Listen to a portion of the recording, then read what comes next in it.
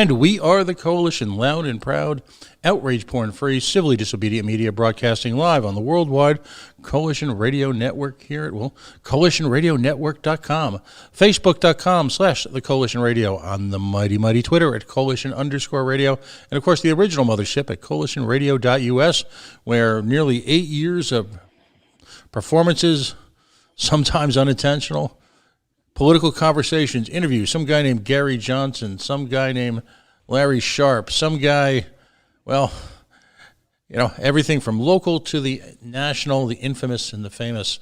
Now, of course, we moved to our new, what we call the Coalition Radio 3.0, coalitionradionetwork.com, where these and other broadcasts will be reported and recorded in perpetuity. Great guest tonight. He has made quite the, I wouldn't call it a splash, because that really doesn't quite capture, if you will, the explosive impact of his entree into the scene this year. He made international news. Shane Hazel was a candidate for the United States Senate in Georgia, and effectively, as we say here in the Libertarian movement, didn't take votes from people. He simply increased the base, and by doing so, mathematically, he forced, if you will, the powers that be, the wise men, the Solons, into a runoff that became one of the most hotly contested, most expensive runoff elections, on the planet. We're here to talk about that tonight, his future in the Libertarian movement, his latest candidacy. We're going to shamelessly promote his podcast. So if you're one of the few people in the Libertarian movement who isn't familiar with it, you will be. This is going to be all Shane Hazel all the time for the next 40 minutes or so. Shane, welcome back to the airwaves here. Thank you for joining us. Shane, by the way, has been a guest on the Libertarian Party LPTV candidate channel, and now we've got him here on the Coalition, where we can be, you didn't exactly hold back LPTV, but this is sort of the off-brand network. This is sort of the underground libertarian movement. We can be more expressive here, I would say. But welcome back. We get explicit lyrics. Thank you, Pat. I appreciate it. Absolutely. Tipper Gore. Neither the band nor the wife of the former vice president is allowed in here. Actually, Tipper Gore was a pretty good band. But anyway, hey, how's it going? Busy lately? Cool. Yeah, I guess so.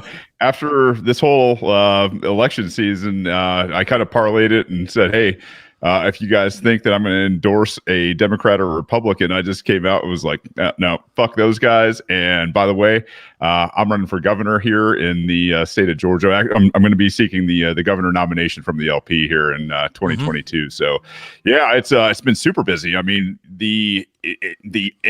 inundated is the word I should use. I can't keep up with what's going on anymore. I can't keep up with the mail. I can't keep up with the social media. I can't, it's a good thing to, not to be able to keep up with it. It means you're gaining traction out there. But I'll tell you, I feel like I'm shorting some people who are, getting into it now, whereas I've been able to kind of facilitate a lot of discussion with the diehards and all that fun stuff. So it's definitely changed life down here for sure. Absolutely. So now, when last we spoke on LPTV, there was a regular procession, if you will, from, and I'll use the Coalition air quote, Liberty Republicans. You had done a pretty thorough analysis on the Republican candidate for Senate down there, and I'll use my words, you had found him wanting. What specifically was missing from his record as a quote-unquote libertarian-leaning Liberty Republican? I honestly don't know what was in his record that would have made me vote for him. That's the problem. It's like, you've got a guy who's, I'm autistic when it comes to the Constitution. I won't sit there and tell you that it was the perfect document or we wouldn't be in the situation where we are, right? But, in terms of holding these guys to a measure, which is the Constitution, which they swear to uphold, it's a useful tool to try to show people who these people really are. And so, the guy had a 20% constitutional voting average, which is about 20 points lower than Alexandria Ocasio-Cortez. And if you just show people this from the GOP, the Republican Party, the diehards down here, during not only the election, but then the runoff, you've got this effect of the truth. And, people get pissed at you, on both sides. Oh, Ossoff would have won or Purdue would have won if you hadn't been in the general election, fuck you and all this other terrible stuff, coming my way. And I don't know. The guy is real soft on guns. Like he's one of those guys that wants to help fix Nixon along and Dianne Feinstein. He is awful on the Fourth Amendment. He voted, I think he was the deciding vote when they went after ISPs for the government, in terms of, calling people unnecessary or non-essential. Like, he just keeps checking these boxes and doesn't say shit about shit in terms of what the government has done in the face of adversity at our most vulnerable. And so I don't know. It's easy to beat a guy up when you see, as we see, and you're consistent. Like, if you're consistent on liberty, it's funny. You won't just get guys from the GOP that come over. You also get people from the DNC that come over, and people who have been absolutely disaffected by politics, where they're just like, hey, this is something I can actually get behind because we're talking about decentralization. Right. And the key element here is that your campaign and your non-endorsement, if you will, was purely based on voting records, facts, elucidated opinions. In other words, content mattered. This wasn't an exercise in hubris. It wasn't an exercise in narcissism. You didn't have these people come to your door simply to pay homage. You actually, and this probably is what threw them after dealing with a narcissist in chief for the last 4 to 5 years. You actually wanted them to substantiate their positions on key liberty issues, from defense to, well, everything. How did they take that? I don't think they know how to deal with anything outside of, their pre-rehearsed script, right? Like, I mean, it's everything is rehearsed with these people. And if it's not attacking one of the other two, they don't know how to react to the person who just wants to talk, right? We're not here calling people names, minus what they go by. We're just simply asking real legitimate questions that are based on, their history or somebody who, they're claiming to support. I mean, John Ossoff, boy, you should have seen his face when I asked him, hey, man, you got Joe Biden, who's the author of the 94 crime bill, and Kamala Harris, who's locked more people up, for a plant in California, than, and brown people, melanated people at that. And you're like, how are you supporting these people and saying you're a quote unquote a Democrat or, whatever you guys do with your race baiting politics. And he went right into his answer of, well, when I studied at the feet of John Lewis down here in Atlanta, and you're just like, oh man, this is gross, right? Like, John Lewis back in the 60s would have hated you, man, like absolutely despise who you are. So I don't know, like it's a deer in the headlights a lot of times, and you can see when they go straight to their script, it's just contrived and fake as fuck, and people see this kind of shit all day long and they love it. You had the whole cast, if you will, the whole Star Wars bar scene show up. Rand Paul, Mike Lee come to mind immediately. Again, I'm fascinated by their reaction, folks like this, when they realized that you weren't for quote unquote sale, that it was all about the issues. There were no set-asides. There was no pork. Did they offer you maybe a military base in I don't know, somewhere in Georgia that they'll name after you? I mean, what the hell did they say? Well, I got to tell you, I mean, I had a pleasant conversation with Perdue himself after the election, and you need to come to the table. You need to tell your people to come to the table. And we had about an hour conversation where he said a lot of, but said nothing at all. And then, and I invited him on the show, which he said he would, and then he backed out later after he saw that, Rand Paul had come on the show and couldn't say, anything about David Perdue. So I think that was kind of their chum in the water. Like, hey man, what's this guy gonna do? Can Rand Paul even sway this guy? And then Mike Lee called me, and I had a nice little call with Mike Lee. I told Mike, hey, listen, let me tell you what is going on. Like I told you guys with the constitutional voting score and all that, because Mike Lee actually has, I think, an A overall average up there. It's right. Not the greatest, but he's done.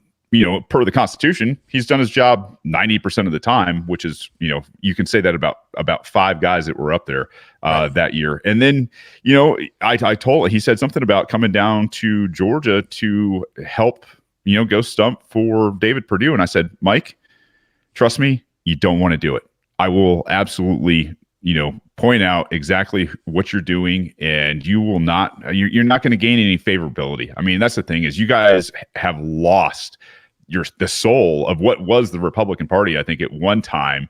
And, everybody who's been disaffected as libertarians who've seen this and gotten fed real liberty a long time ago. Like, it's just, now they're just on life support, man. And it's glorious to see, these guys, struggling and now begging for us, right? Hey, we're doing something. They can't win elections without us ever again. It brings up the critical point here, and let's talk about the Republican Party if we have to, because for a lot of us, we've had to suffer through years of the libertarian movement being stifled by the, if you will, the Republican Party taking all the quote-unquote oxygen in the room because of their international status, because of their fundraising.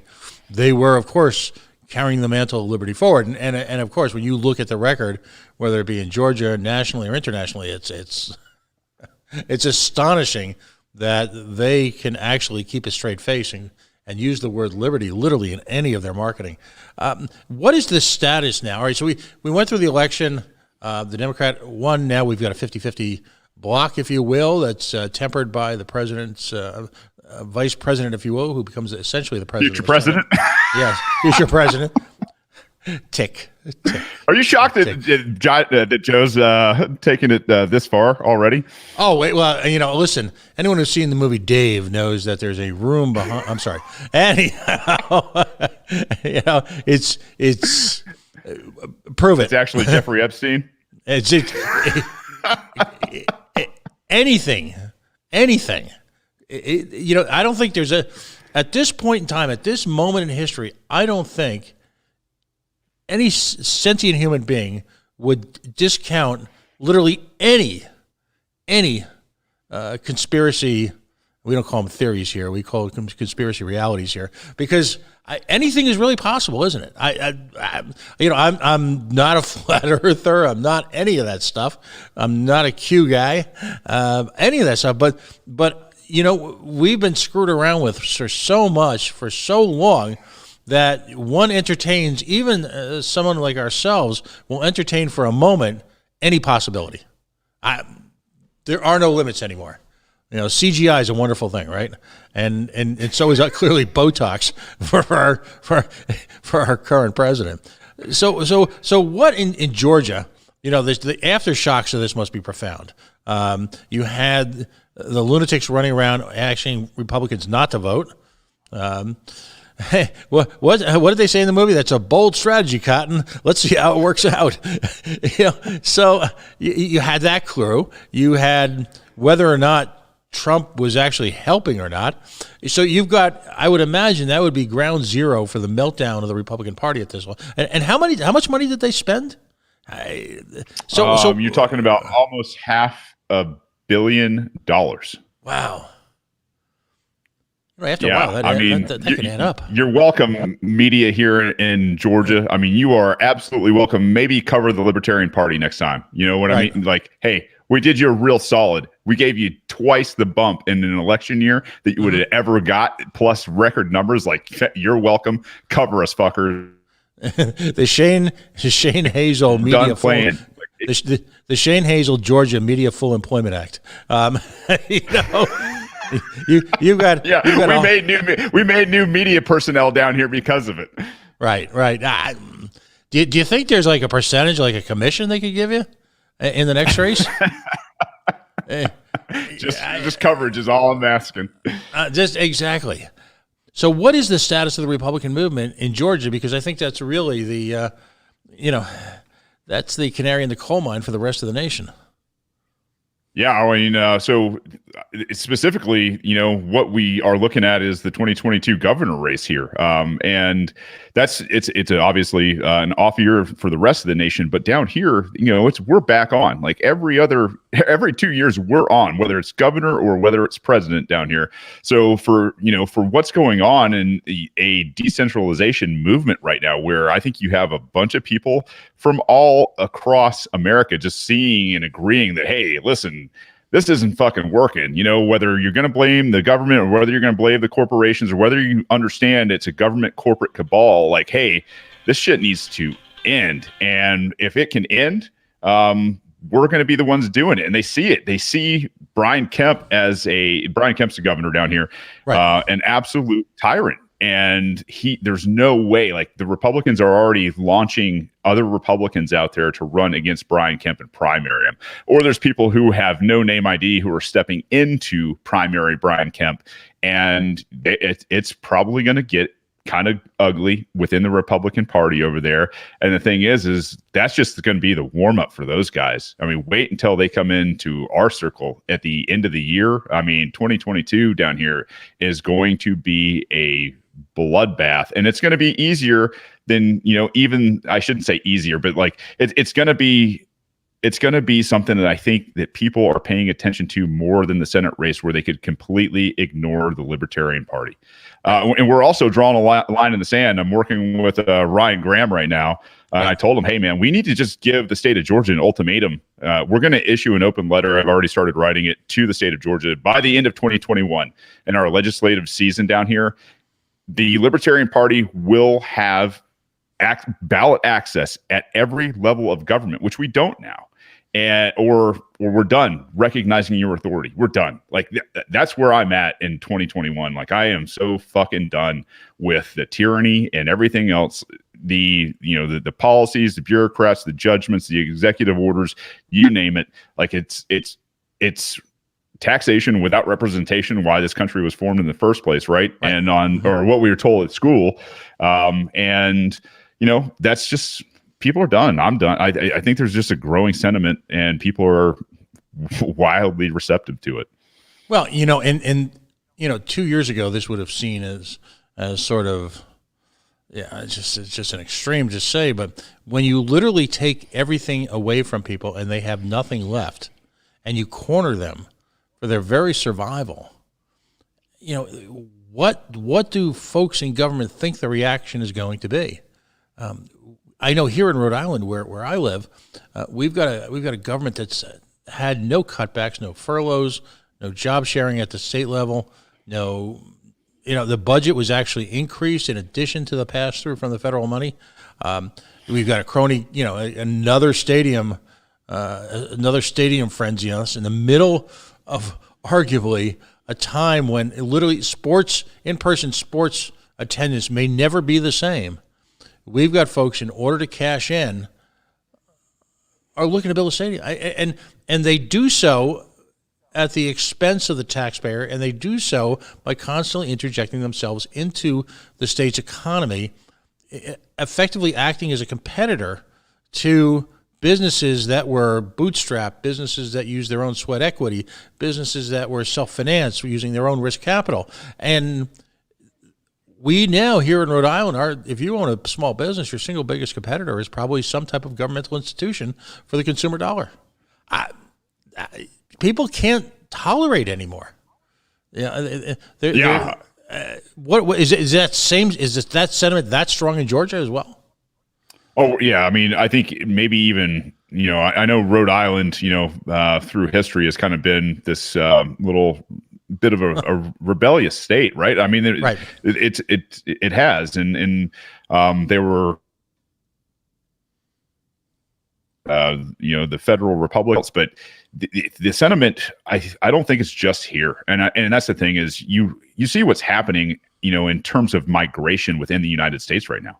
There's obviously, people are so sick of this kind of stuff. They're uprooting their lives and they're moving across the country. The exodus from California, the exodus from New Jersey, from New York, the Northeast in general.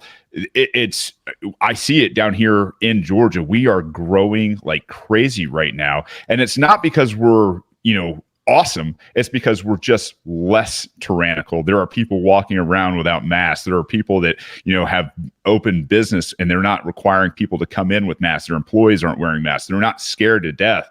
And this is trickling. I mean, to understand that the government officials haven't missed a fucking paycheck. Nobody's getting laid off. Like Kemp was bragging the other day that we had more tax revenue for 2020 than they were projected to have. And you're sitting there going like, this guy is so fucking dense that in 2021, after the hardest year in these people's lifetimes, you're bragging about taking more of their money by gunpoint. Oh, I'm going to fucking eat you alive next year, man. Like, just have fun until then, because I'll tell you what, it is coming and it is going to hit him like a fucking freight train. Like for your listeners that don't like the swearing, sorry, I'm salty. I'm a little bit of a Marine, and it's just one of those things where I cannot stand this shit. No, I'm the same way. And by the way, my family's from Brooklyn, so and I grew up in Jersey. You know that pig in The Sopranos? I grew up about 10 miles from there. Let's talk about, if you will, the Imperial Government, and the notion is, you mentioned that no layoffs, no salary cuts. They're necessary. They're necessary now. Right. It's my position that the 1% in this country is not the exalted billionaires. It's not the investor class per se, because ultimately, as some of them found out about a week and a half or 2 weeks ago, that there is risk in their lives. That I'm going to draw an analogy to Soviet Union back in USSR days that I love your input on. The 1% is the government worker. The apparatchik, the functionaire. The 1% is these government workers who are protected from all the imperfections of day-to-day life. Their health insurance remains intact. We literally move and states federal aid to make sure that we can employ state government. Their employment, by the way, is seen as economic growth. The only thing that appears to be missing is the dollar stores. These folks make well above the average income in many cases. State government is rife with lots of $150,000 project managers and assistant directorships and communications folk. No accountability, no productivity in terms of actually generating wealth in terms of gross domestic product for that whatever state or whatever region they inhabit or they fester in. So all that's missing is the crappy East German cars, the DACAs, and the dollar store where they get to shop in privileged locations. And by the way, that probably is coming soon. What do you think about my posit there? Am I far off? Am I exaggerating? No, you know what? I love looking at things from different perspectives, and 1%. Yeah, you're not wrong. It is a 1% for sure. And it's crazy that in America, of 330 million people, you've got about 1% that actually work, for the government, in the government, do something with government one way or another. It's nuts. Yeah, and to think that they're necessary for a third party to be necessary for human beings in let's face it, like, life is a survival game. In America, we haven't felt like we have to survive for a long time, right? Like, people have just kind of gotten comfortable, like, hey man, this is America and this shit can't happen here. And here we are, man. Here we are, and we're looking at people who aren't bringing enough money home, because their workplace or their livelihoods, the businesses that they've put 30, 40, 50 years into, have been shuttered by bureaucratic, decree or executive decree. And the people that will enforce those things, people all, you cited the USSR. When I also think about, everybody asks that question, well, how did this happen in Germany? Well, you're seeing it. You're seeing it right now here in America, where they are villainizing and dehumanizing people. And there are people out there with, your silly blue check marks and shit like that, that absolutely would throw people into re-education camps, into, the gulags. I mean, you saw it when, the mob hit DC on January 6th, right? Like, hey, we need to kill these types of people. We need to, re-educate these people. These people need to be moved off. And you're just like, oh my God, like what are we talking about? And how are you supporting this kind of thing? I mean, I don't know. Yes, I think that the government being, showing itself to us as necessary, boy, it's, I don't know, man. I'm working on some things down here to change that kind of stuff. Like I removed my monthly stipend for property tax. Like they're going to have to come and get it from me this year. I'm done. Like I'm going in, I homeschool my kids. Property taxes here in Georgia go towards government indoctrination camps, and I don't agree with them. It's one of those things that, I'm a conscientious objector now, and I'm not doing their bullshit anymore. That whole notion that we signed some type of compact, that social compact they talk about, in terms of supporting government and supporting government schools, theft education, I don't remember signing that contract. I'm blessed, and I passed in no judgment of any libertarian who weren't able to do this or aren't able to do this.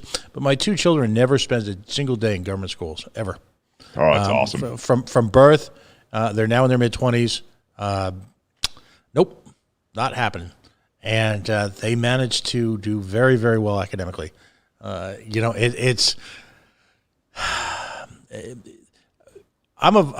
voluntarily consent to be governed. A consent that, like you, I reserve the right to withdraw at any time. And I'm a radical. Yeah, it's not working. I'm a radical libertarian who truly believes that most government exists as a self-perpetuating cancer. And we need to defund not just police, but just everything and start from scratch.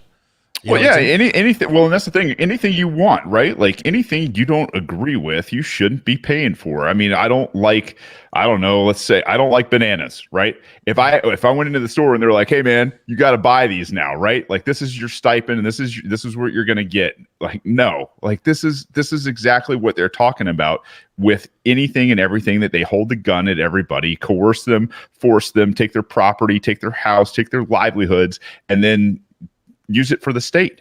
I mean, people, I don't know. People think that they lost, freedom in 2020 because Biden got elected. Well, I got news for a lot of them out there. It has been gone for a long time, if you care to look. Let's talk about Georgia. You are blessed in Georgia with having, if you will, one of the top talents in terms of libertarian state management, Ryan. He's been on, and he talked about the formation of regional chapters, groups, affiliates. It's happening everywhere in Georgia. At this moment in time, in terms of just a geographical spread, I'm not holding you to a precise number, but roughly what coverage does Georgia have currently in terms of affiliates, county affiliates, local affiliates? Oh man, I don't think we're probably even approaching half at this point. The thing is you get outside the metro area, there's a lot of counties in Georgia, and that's, I guess, the way I measure it is, a lot of the metro area counties in terms of Atlanta have them. Some of the other cities, maybe like Macon, and some of the Northeast and the I guess kind of the North, but like in the South of Georgia, we are very much lacking in that area. It's extremely spread out down there. It's agricultural land. Once you get into the Southeast, again, Savannah's actually on fire right now with libertarians. Habersham County is on fire, but we've got a lot to do in terms of getting out into those agricultural areas. And I think we've got a great chance and a great opportunity to sit there, if we can get the coverage to do it and the time to do it and the funding to make stuff like this happen, is we get out and start talking to farmers about, hey, man, instead of this world, U.S. fiat together where you guys grow whatever the hell you want on your land, up to including cannabis, because it's your right to do so. And let's get something going in terms of being energy independent here on biodiesel from hemp. Like we not to mention all the other industries. Like you got to have people with a game plan in terms of, you know, how they're going to not only establish connections, you know, around with donors and all that kind of stuff. You got to have a game plan on the economy, because I think too often most politicians who don't understand economy look at economy as a bunch of damn numbers and it's real impersonal. But when you get down to what really is economy, it's like, hey, is your neighbor employed? Do they have a livelihood? Are they thriving right now? Is their business doing well? That's economy. Your life and what you do to produce something of good, a service for the marketplace, is what we've got to have. And man, the handcuffs, I mean, we've been blindfolded, we've been gagged, we have been absolutely, you know, beaten down in terms of what Georgia naturally should be doing. We should be energy independent in 4 years in Georgia. No lie, we can run every diesel engine on earth for a year with one crop out of Georgia. I don't know. It's Ryan Graham is doing an excellent job down here. I mean, we obviously there are spats within the Libertarian Party, but I'll tell you, within the Georgia Libertarian Party, we get past that kind of shit real fast, and I give him a lot of credit, because there's a lot of different personalities down here. But I'll tell you what, I'd say 99.9% of them are extremely well intentioned, and at least see the bond and the kinsmanship that we have together. It's just a lot of people, liberty different, but boy, my hat's off to Ryan for what he's done. And this is the critical point, because candidacies like yours can be the lightning rod that really brings Georgia as a state together, including areas not traditionally, if you will, defining an affinity to the libertarian movement, in areas where maybe the libertarian movement is still sort of an unknown. Your candidacy will be the glue, the duct tape, if it will, that brings together, I believe, a lot of orphan liberty Republicans who just were embarrassed or too busy or too directionless. When they woke up. Right. And maybe they just didn't have a strong affiliate yet in their area, but we're seeing it across the country where, you know, a percentage of Republicans are running, you know, the social conservatives clearly still have an issue with liberty.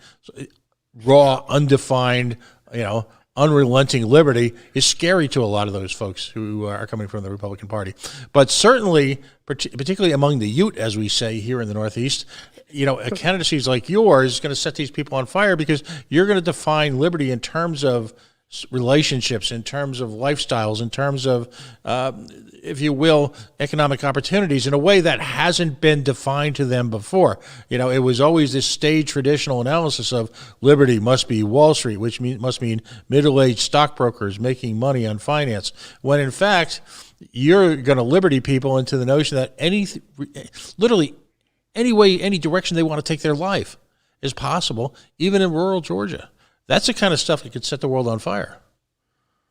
Yeah, I mean, people were bitching at me about, taking fiber optic internet out into the middle of nowhere, for a guy who lives in the mountains. And I was like, listen, guys, that's not the federal government's job. Now, let's talk about that respun now that I have to, really care about what's going on in Georgia. Hey, what do you think the fastest way to get fiber and internet out to these people who are farming, who are making biodiesel, that are going to run the cars, that are going to run the economy in Georgia on cheap energy? What do you think is going to get that stuff out there faster? Government pointing guns at people, telling them, hey, you have to fund this, with bureaucrats all the way to the guys that putting in the fiber at the end of the day? Or is it going to be the free market pushing this because they want to communicate with those farmers out there right now on what's going on, the statistics on, manipulating those crops to do everything and all that they can to make that economy run that benefits themselves, their families, their communities. And, you just have to see what we've naturally suppressed. It's just this, we got to get back to understanding you can't defy natural law and you can't defy nature. You've got to kind of just, I don't know, it's kind of like the liberty movement, right? Like you don't lead the liberty movement. you grab the reins and hold on for dear fucking life, man. And it is just like, let's go. Like, this train is moving. That horse is getting at it. And if we can show people what it means to be free in their own life, that's what breeds real hope, real enthusiasm, real burning desire to do something besides just get by, right? It gets people from their 9-to-5 job involved in a campaign. It gets them involved in, doing some type of artwork, some type of graphics, some type of video, some type of, spreading the message and finally understanding that liberty takes a shit ton of work. And the more people we can get to work on liberty, the freer we're going to be down here. That's the exciting part for me, is like, hey guys, you can do this. You just got to want to do this for yourself. I see it in you. We all see it, in this liberty movement. We just got to help other people see it in themselves. Now, you've taken an approach towards your media brand that I think is a critical lesson for the rest of the libertarian movement. As libertarians, we can no longer afford to, quote unquote, wait for the mainstream media to cover us. We can no longer wait for the miracle to happen. I preach this constantly here in Rhode Island and obviously there in Georgia. By creating your own media, two things happen. Number one, the conventional, the establishment media is far more attractive to you because all of a sudden you've got a following. You represent a media movement that they would actually like to latch on to. That's leading from the front. How important has Radical, your podcast, been in defining your candidacies, and what kind of opportunity does it present now, because you've invested so much time and work into it, in terms of going forward, your ability to disseminate information above and on top of, in spite of, the conventional media? Yeah, those guys weren't doing it. So I guess if you wanted a job done, you do it yourself, right? Then no lack of energy here. It's helped me. First, let me first say, like, when I started out doing Radical, it's because I started out doing the Rebellion, and then switched over to Radical after a disagreement with my business partner. But it was one of those things where I had to, like, I needed to say these kind of things. Like, it was just one of those things that was almost therapeutic for me. And the fact that people wanted to listen to it that felt the same way, I was like, cool, we're not alone, right? Mm-hmm. I'm not alone for what I'm thinking. So I'm going to put it out there. Like, listen, sometimes it's just good for the heart and the mind to get out there and say what's on your mind to people. Like, just have honest conversations. Mm-hmm. Did it affect? Yeah. We had 115,000 people turn out for the Libertarian Senate race here in Georgia. That's insanity. A little over 2% of the vote, with absolutely spending $0 on a campaign. Zero media, zero, getting blacked out by the polls, getting blacked out for most of all but one of the debates. And we to have that impact on, on a state that is kind of the Empire State of the South, right? Like, it is a big state. It's a big economy. And they couldn't stop the signal. Like, that's pretty powerful. And it's like a snowball, man. It's going downhill, and we are, reaching that point of avalanche. And that's the exciting thing, is like, now that Radical's picked up even more and more and more, I've really been able to just do what I want to do with my own show and say what I want to say, which I got to tell you, people get upset with me a lot of times for, being a kind of a firebrand, cussing and using, choice language out there. But listen, if that's the only thing I do that offends the voters and the people of Georgia, listen, I got so much for them to be offended by. If they're looking for stuff to be offended by, like, I'm not a thief and I'm not a murderer. That's who we're fucking dealing with, is literal thieves and murderers, ladies and gents. If you're offended by this, boy, let me point you in the right direction with all that outrage, because it's over there. It's not us. So I don't know. I think I think in this space, I don't think you're ever going to have too many people talking about liberty right down to their, their local neighborhood, right? Like, you need to be talking about this. Get your phone and, get a line in, and let's, more people talking about it, more people pointing to other people who are experts in whatever, liberty field it is, whether it's economics, whether it's rights, whether it's, your state or federal, or, I don't care what it is. I don't care if it's dog catcher. Talk about it. Talk about your sheriffs. Talk about anybody and everybody that you can, and get involved in the space. That's what it takes. Like this, they can't stop the signal anymore. And if Pat, I don't know if your audience knows about this. Maybe you do, but Web 3.0. Are you up to speed on Web 3.0 yet? Not as much as I should be, but educate us. Blockchain is not just for things like Bitcoin and Ethereum in terms of a value storage and trade. It is for social media. It is a decentralized social media. You can check out Hive on board. I don't get any kickback from these guys. I just think what they're doing is absolutely amazing. They're taking blockchain and they're creating social media with it, like Peak D, Buzz, I think is D Buzz, and a couple other ones like financial strategists and people that are helping people. A lot of them are libertarians, and they are making it so that when you get in there, you've got keys just like any other blockchain transaction, and you can go in and you can create accounts and put up videos. There's a Twitter type app, which is DBuzz. I think Peak D is more like Facebook, and I think 3Speak is more like YouTube. So, if you're looking for some place to start migrating the Libertarian Party where we cannot be silenced, they cannot take down your account, and you can actually earn value in those systems, it's amazing what 2021 is bringing to us, because of the necessity, right? Like, invention is the mother of the necessity. It's absolutely amazing. And let's talk about that bold libertarian statement. I'll go back in time. I'm going to date myself here to a Dana Carvey character back on the old Saturday Night Live, and I think he was emulating one of the Bushes. But his catchline was "Wouldn't be prudent, wouldn't be prudent." And there are those who seek to soft pedal the libertarian message, homogenize it, take a long time, smooth out the rough edges so we don't offend anybody. My personal perspective on that is that will be the death of us. That if we if we attempt to render neutral, if you will, the libertarian philosophy, the statement of principles, everything that we believe in, the very concept of self-ownership, bodily autonomy, then how are we different from any other political philosophy? We're outrageously different. And I find that particularly with the youth, there's a great deal of excitement. And I saw that in the Joe campaign when we met folks who had never, they didn't know the LNC from the Libertarian Party, from the anything. But when they talked in terms of pure liberty, pure self-determination, pure ownership, the rights of the individual, what we call the ultimate minority, the individual, that's when there was this considerable excitement and a desire to jump on board.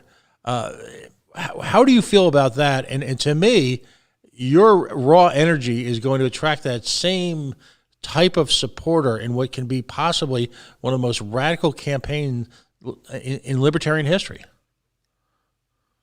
Yeah, listen, it feels like, when you're coming out of your shell and you're finally saying everything that you want to say without a filter, that's scary for a lot of people because they are afraid of what other people are going to think for them or think of them.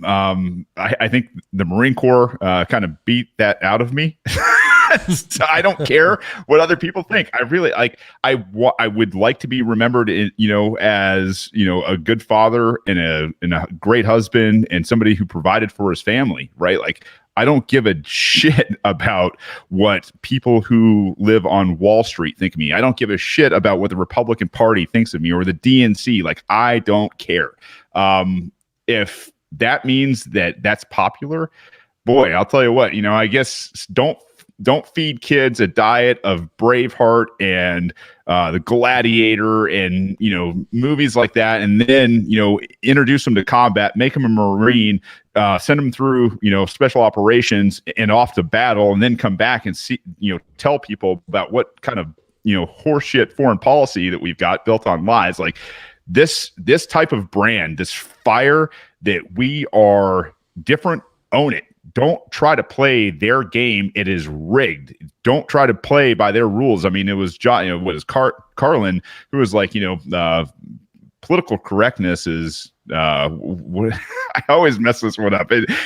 Basically, political correctness is just an absolute muzzle for somebody who needs to speak, right? And what should be said, the death of outrage, right? And so I don't know. I've found it not only good for me, I found it great for my existing audience. The rebellion who came over to Radical when I started it, the people who started following what we were doing after the campaign, what we were doing during the campaign, the ability to be, both a gentleman and an absolute savage, right? Like that's who William Wallace was. And, in at least in the movies, right? And so, you can speak a billion languages, but at the same time, you're there for liberty, and there is nothing that you can compromise in terms of liberty, period. I'm not a pragmatist at all. I'm an idealist to my very soul. And if that, turns people off, well, guess what? Like we're going to liberty differently, man. If you want to do the admin PC stuff over there, that's your business, man. If that's how you feel comfortable, if that's, the life you have to live because you're scared of either losing your job or losing customers or whatever. Listen, I understand people liberty differently. They're more comfortable doing things. That's fine. But don't for a second think that you're going to come out here and, I don't know, shame any of us, especially from the Mises Caucus, into playing by your rules or doing what you want us to do. Like, get the platform, get the people, get the energy, and do whatever the fuck you want to do with liberty. But I swear to God, over here, we are going for the jugular on this falling empire, and we want to be free, man. Like that's the people we need. That's the people we want. That's the people. I mean, look at what's happened in the past, I don't know, 2 or 3 years with the Mises Caucus. It's nuts what these guys are doing.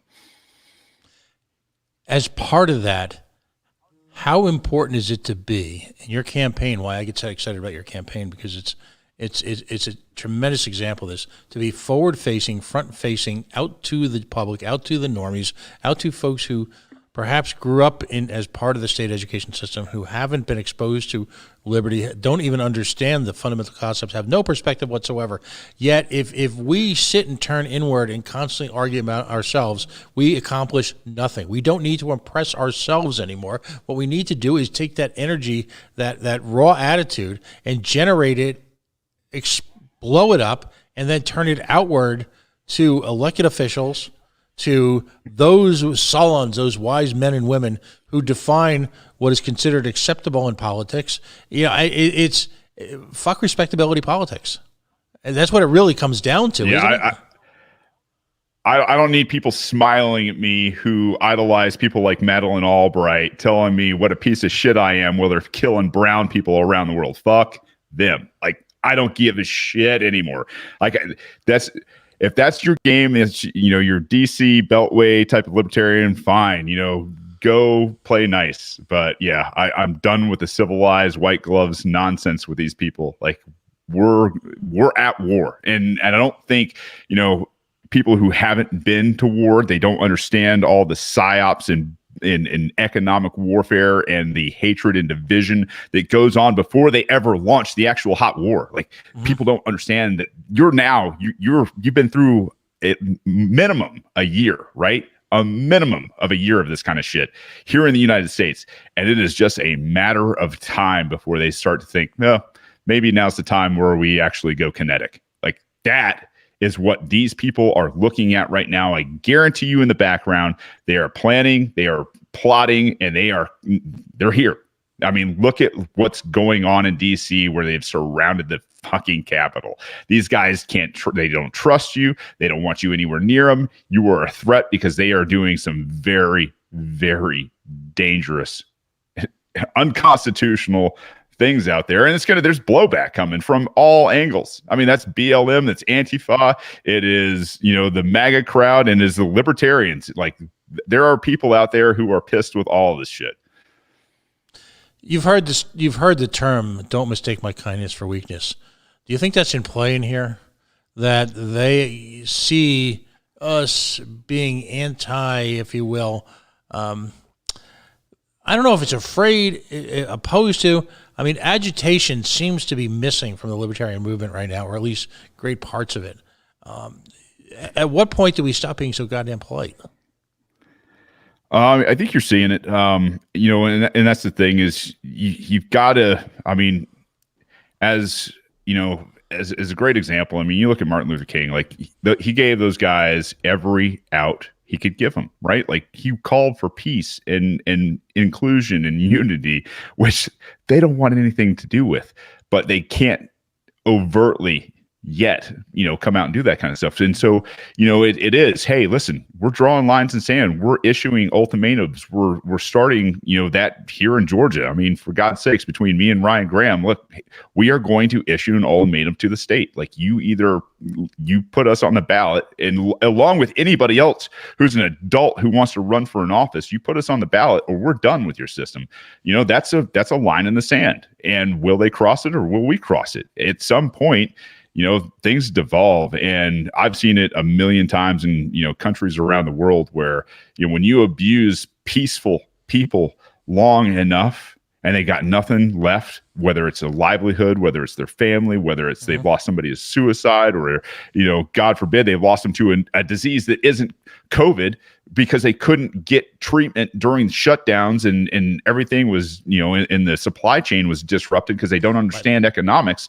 Like, what happens then? And that's the thing is I people get real pissed about when I talk about the mob, because it wasn't an assault in DC. It was a mob. When you look at BLM, when you look at Antifa, when you look at MAGA, when you look at all the people who have done property damage, I don't care if it's government property damage or it is, you know, private property damage. Actually, I do. I don't touch private property. If you want to destroy the state, I really don't give a shit. But the idea that we understand who these people are and what their lives have been, we don't. And a lot of people are super comfortable because they haven't had everything ripped from them by the state. They haven't had everything ripped from them by, you know, corporate takeovers, by Wall Street takeovers. And when you start to use your mind and your heart at the same time as a libertarian, and you're the smartest people in the room, because trust me, you're when you can be principled and consistent, you're the smartest people in the room. So when you use that empathy on top of those giant 12-pound brains and autism that we have in the Libertarian Party, you can do things like go out and touch people's hearts and empathize and go, listen, the people that stormed, you know, DC or that private property, do you think a lot of them had their lives destroyed at some point by the government or by Wall Street or something like that? And you're sitting there going, man, maybe they did. Maybe they lost dads, maybe they lost brothers, sisters, aunts, uncles. Maybe, you know, they've lost, you know, their fathers, their mothers in combat or something. I don't know, but I know for a fact that when men and women have been wronged long enough and they're peaceful people, at some point there's a break. You know, there's a psychotic snap, and it happens all the time, and that's blowback in America. Stand by, because that's what we've seen the whole last year. We've seen different forms of blowback from different communities. If those communities can figure it out, and, you know, as a Libertarian Party, hey, listen, we get that you're pissed. We are too. You're right about the corporations. You're right about Wall Street. You're right about the government, the bureaucracy, and all that other bullshit. Get together and stop this nonsense of thinking that you guys are each other's enemy. You're not. Your neighbors, your community members, your brothers, sisters, aunts, and uncles, man. Like that's our message, and people love it. So much divisiveness is fostered, if you will, by people who are looking to keep smart, interested, invested groups of people away from each other so that we don't act in cooperation. Our little network here, it's called the Coalition Radio Network, and it was born 7 or 8 years ago out of the notion that there is elements in radical society where there is significant overlap where you disagree, if you will, with the central planning of an economy, where you disagree and are violently opposed to an education that's of extremely poor quality inflicted on communities that are so marginalized they don't have the rights, if you will, given to them, or the authority or the resources to oppose and to rise up.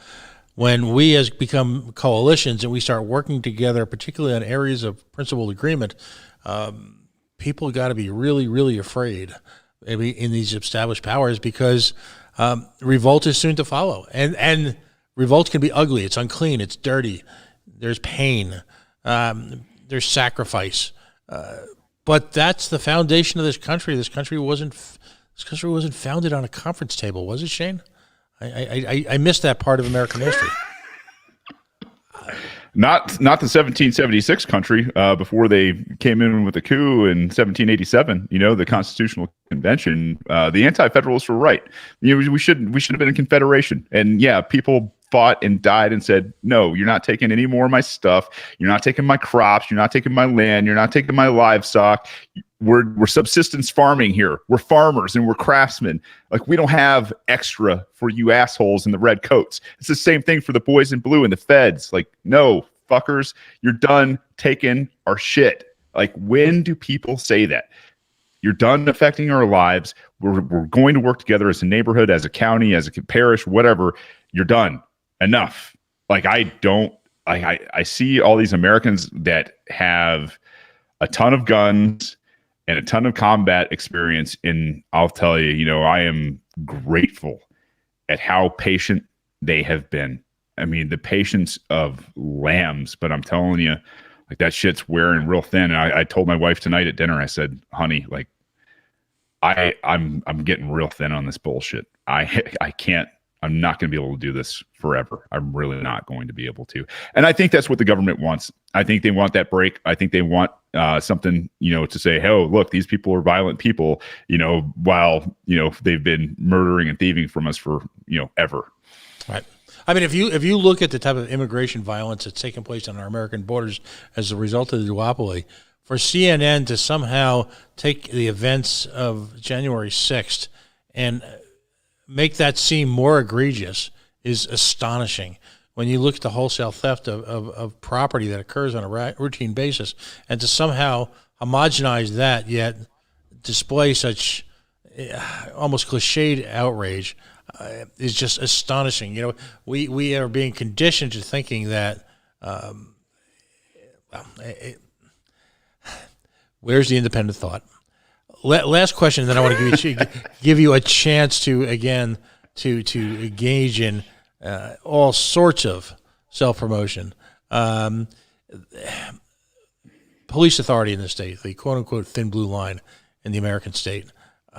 You and I are very comfortable with memes that talk about why are you in such, this is particularly true of the cultural conservatives in the Republican Party, why are you admiring, why we created this cult of reverence to an organization that will ultimately, given the opportunity, take your guns, take your independence, take your property at a mere order of some functionaire, some bureaucrat, some apparatchik, thousands of miles away. What are your thoughts on police, particularly the militarization of the American police force and where they've gone? Oh, I'll tell you, what's that book, The Warrior Cop? And if you haven't read that, it's a great place to start to understand what happened. Maybe a bit long and a bit lengthy, but I think finally, even here in the South, people are growing very weary of defending them. To sit there and say, well, you should have just followed the law, is something that people can't get behind when there's a dude peacefully sitting and meditating on a beach. It's something they can't get behind when they're arresting moms with little kids on playgrounds that aren't wearing a mask. It's something they can't get behind when they interrupt, church service on Easter, for God's sakes. This is something that is going to, continue until law enforcement becomes peace officers again, and they get back to the understanding that you go after real criminals, which is, murders, rape, theft, coercion, assault, vandalism, robbery. I mean, things of heinous nature, pedophilia. I mean, all this kind of stuff. This is what you guys are here for, and we'll help you as a community if that's what you want to do. But this I don't know, this thin blue line culture where we lick boots and you do what they tell you to because they tell you to, and you're like, man, that shit didn't fly when my dad said it to me. It's not going to fly now, right? Like, I'm a free man. We're adults. What did I do in terms of a wrong to another person, in terms of real harm? Because you're a fucking legal fiction, right? Like, you're a cop. You represent a legal fiction, and a legal fiction in a court of civil law, not admiralty law, but in civil law, man, you can't be the hurt party. And so I don't know. I've seen it, obviously grow over my lifetime. As a former neocon, I was like, oh yeah, don't do drugs and the drug war, and all that bullshit, right? And I was just like, man, I was so wrong. But people are seeing it. Like, I think more and more people are waking up to that hard truth. I've had some great people in my audience that I challenged very early on in my podcasting days, and at the end of the day, they've come to me and told me personally, like, thank you for opening my eyes to what I was supporting. And keep at it, be cool. But like, I'm telling you, that truth, sharing those videos, and the history of why there is a drug war, and who's behind the prison industrial complex, and the fact that we're the most incarcerated damn people on earth. Like, it's real simple to show exactly what has gone on in the United States in terms of a police state emerging. And I don't know. I'm glad to see that this militarization is coming to its god awful end. Hopefully it's more peaceful, because hopefully, at the end of the day, they're looking to strike a deal in terms of staying somewhat employed and having a career within their community that they claim to have served, versus, being targets of men and women out there who are fed up with their ass. Like, those little badges, man, they're not going to mean anything other than that's a shiny target at some point if you keep abusing people. Like, that's the reality of where we're at. Right. An honest conversation amongst all the groups that you've cited on throughout the show, I believe, would bring together a unanimity against the militarization of police, against this arbitrary authority that's inflicted upon communities, particularly those inhabited by people of color, almost immediately. White America is growing up to the fact and realizing that they're not immune either now, that they can be subject to the same type of extreme powers that folks that they were able to drive through and lock their doors and shudder, and perhaps he'd be wise enough to say that there, but for the grace of God go I, have woken up to the fact that it can happen to their children, it can happen to their family members, and maybe we need to take a look all together and just completely redefine police so that they are merely an instrument of if you will, of preventing real property crime and real violence, as opposed to imagined violence and imagined characters. It's got to happen now. Listen, if it's happening in my generation, I can only imagine, and we work closely here in Rhode Island with a variety of groups to express that. It's often funny when I sit in a room of young radicals, and again, Democratic Socialists, Green Party, the occasional mainstream Democrat, rarely a Republican, but we'll be in a group either virtually or in person, and we'll go around the room and they'll say, defund the police? Yeah, let's defund the police. And then they'll all turn to me, because I bear a striking resemblance, as I like to say, to Peter Griffith and Family Guy, and they'll all, I'm like that insurance agent that their father inflicted them on them, right? And they'll say to me, well, what do you think? And I'll inevitably say, yeah, this defunding the police is nonsense. We knew. Yeah, we need to end policing. And then there's this shocked silence, because, they don't expect that. And they don't expect it from libertarians, because there's this perception that campaigns like yours are correcting, that incredibly enough, people believe libertarians are an extension of republicanism, and that somehow we represent additional authority when nothing further could be the truth. I consider myself a near anarchist at this point. I believe in peaceful coexistence. I believe in communities defining what they believe is important in law enforcement, and I believe in a bottom-up approach, if you will, to virtually every aspect of government. Government as defined by the individual in coalescence with other individuals for their own private benefit is where law enforcement needs to go. And it's inevitable in a nation's history with government, and as long as we tolerate government, the government will find its own particularly lethal version of mission creep. That's what government does. And they do it in Afghanistan, and they do it on the streets of Athens, Georgia, and everywhere in between. So that's right. There you go. All right, time for some shameless self-promotion. And I appreciate you spending all this time with it. We ran long, but that's the beauty of this media. We can do whatever we want. It's I don't know if you ever said this to your parents, or your parents said, "My house, my rules." And yes, I'm going to leave the damn door open and air condition the neighborhood. All right, if that's what I got to do. All right. So how can folks listen? I'm not trying to patronize you when I say this. I want this to be very clear. I believe that your gubernatorial candidacy is going to be one of the most important elections in this upcoming cycle, if not the most important for libertarians nationally. So as a result of that, and there's plenty of, and you've seen on our show, LPTV show, there's literally hundreds of great down ballot candidates out there, but your candidacy, because of your work in media, because of your groundbreaking work and your run for Senate, has really got the opportunity to light the nation on fire. And as a result, I ask libertarians everywhere to contribute, join. Listen, digital, as we found out during the presidential campaign, the last two go-arounds, simply volunteering to do remote, if you will, texting. These platforms that exist now. Anyone could do that from anywhere. Anyone from across the country can make phone calls on your candidacy's behalf. That's that's what we promote on our LPTV show. The notion that you might live in Washington State, you might live in Maine, but what's happening in Georgia with Shane Hazel's campaign is as or more important, perhaps, than anything going on in the country. And there are a number of campaigns that are going to be like that. So we need to stop thinking about borders. Ironically, right? We need to stop thinking about our own political borders within the libertarian movement and grow beyond that and understand that we need to be in a position to volunteer digitally, if it has to be, for literally any campaign at any moment at any time. If some guy in Des Moines is getting screwed over on a participation within a debate locally, I don't care if he's running for town council, then libertarians in Georgia, libertarians in Washington State, and libertarians in Maine need to respond as if it's the most important thing in their goddamn lives. Because it is.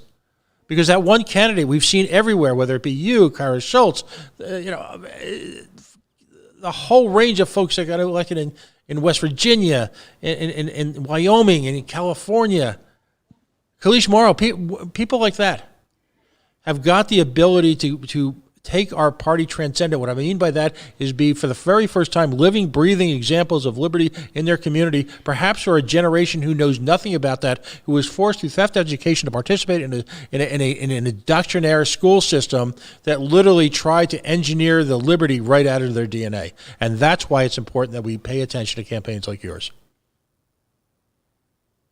That's all I got, buddy. Thank you. That's awesome, man. So anyway, how can we find Shane Hazel on the interwebs, as they say in my generation?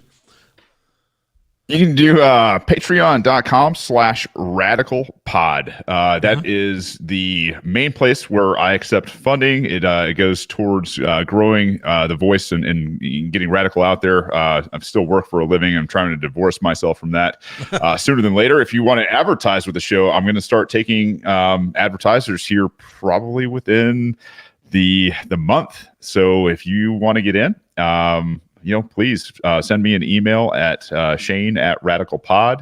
And really, that's what I'm focused on right now is message. I'm in terms of just finding passionate people, whether it's politics, whether it's Bitcoin, what liberty. I mean, I'm into all sorts of things, and it's all centered about being absolutely 100% independent, and then obviously doing charitable acts in your communities. I mean, we have to live the life and show people how we can do this kind of stuff. And in whatever area you live, for me, I live in a mountain agricultural type community, and showing people how that kind of lifestyle can be done out here is something that I'm really working towards. So anything you guys can do to help, I would super appreciate it. Spread the word, share as much as you can, the podcast and those things that we're doing. And I tell you what, that's all the selfish promotion I should. Shameless self-promotion. There you go. Say that 3 times fast. Well, Shane, again, that's right. Thank you for spending all this time with us tonight. This will be up on our YouTube page and our webpage. We'll send you a link. Feel free to share a snip clip. You can, blank out all my diatribes if you wish. But ultimately, at a moment like this, I want to say, first of all, particularly at the end of this political year, we need to free Ross. We like to say that often here. And number 2, we need to rise up every single libertarian podcaster. There are those in our party who sometimes poke fun, make sport of those 1 or 2 folks who are in their garage tonight trying to figure out how to do their first podcast. Listen, whether you're Shane Hazel, whether you're our Spike Cohen, on a national level, every libertarian who's willing to give voice needs to be supported, needs our respect, needs our love. So I just want to throw that out there. And again, thank you so much for joining us tonight. And please don't be a stranger. Send us for your press releases. Let us know when you're doing your money bombs. If you do some commercials, get them out to us, because we'll play them out here, because you just don't know whose lives you're going to touch with any of this, do you?